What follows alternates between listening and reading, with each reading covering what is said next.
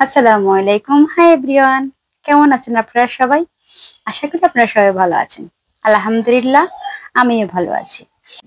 আজকে আপনাদের সাথে যেটা শেয়ার করব সেটা হলো যে ইলিশ মাছের ইলিশ মাছের মরিচ খোলা নাকি নোয়াখালীতে খুবই বিখ্যাত।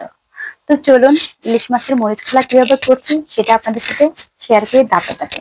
তা আমি প্রথমে নিয়ে নিলাম ইলিশ মাছটাকে আঁশটা ফেলিয়ে ভালো করে পরিষ্কার করে ছোট ছোট টুকরো করে নিলাম। তারপর নিলাম আপনার মরিচ বাটা, শুকনো লঙ্কা যেটা বলে ওটা আমি পাটায় বেটে নিলাম। নিয়ে পেঁয়াজ বাটা দিলাম, আদা রসুন বাটা দিলাম। আদা রসুন বাটাটা একটু পরিমাণে কম দিবেন, নয়তো গন্ধ হবে। আদা বাটাটা যত কম দিবেন ততই ভালো। 1 চামচের কোনো অর্ডার। আর রসুন বাটাটা দিয়ে দিলাম 1 চামচ। দিয়ে এখন মাছের যে ডিমটা ছিল ওটা আমি হাত দিয়ে একটু গলিয়ে নিচ্ছি। আর নিয়ে নিলাম ধনিয়া পাতা।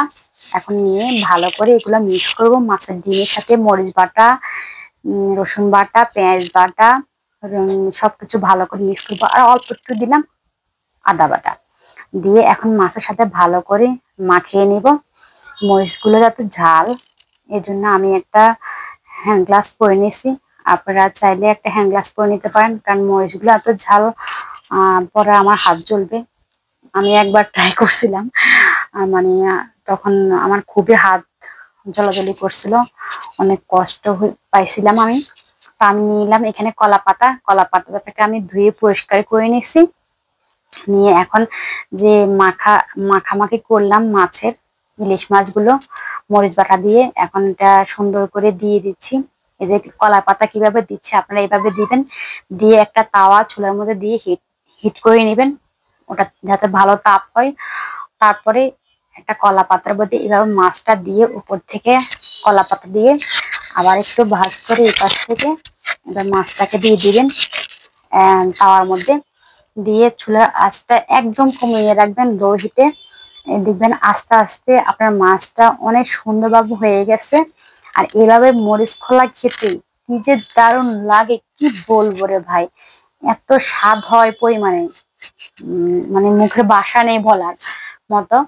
তো এভাবে একবার হলো ছোট মাছ দিয়ে অথবা ইলিশ মাছ দিয়ে, রুই মাছ দিয়েও কিন্তু করা যায়, তবে বেশি মজা হয় ইলিশ মাছটা। এত পারফেক্ট ভাবে হয় আস্তে আস্তে জাল দেওয়ার কারণে। কলা পাতায় মরিচ খোলাটা কি বলবো, এই মরিচ খোলা দিয়ে ভাত খেতে যা মজা লাগে সত্যি না খেলে বুঝবেন না। তো দেখুন কথা বলতে বলতে আমার এদিকে হয়ে গেছে মরিচ খোলাটা। তো নোয়াখালীর বিখ্যাত মরিচ খোলা খেয়ে দেখবো কেমন হয়েছে। আমি এর আগে একটা ছোট মাছ দিয়ে দিয়েছিলাম, কাচকি মাছের গুঁড়া মাছ দিয়ে আর কি, কাচকি মাছ দিয়ে। ওই মরিচ খোলাটা অনেক মজা হয়েছে, তবে আমার কাছে খুবই বেস্ট লাগছে এই মরিচ খোলাটা ইলিশ মাছের। এটা অনেক ভালো লাগছে, দারুণ লাগছে। আমার ছেলে তো মানে বলতেছে আম্মু এর গ্রান আমি থাকতেই পারছি না, আমাকে দাও আমি একটু ট্রাই করি আর তোমাকে রিভিউ দিই। তখন বললাম আচ্ছা ঠিক আছে। ওকে আমি একদম প্লেট সহকারে দিয়ে বসায় রাখছি।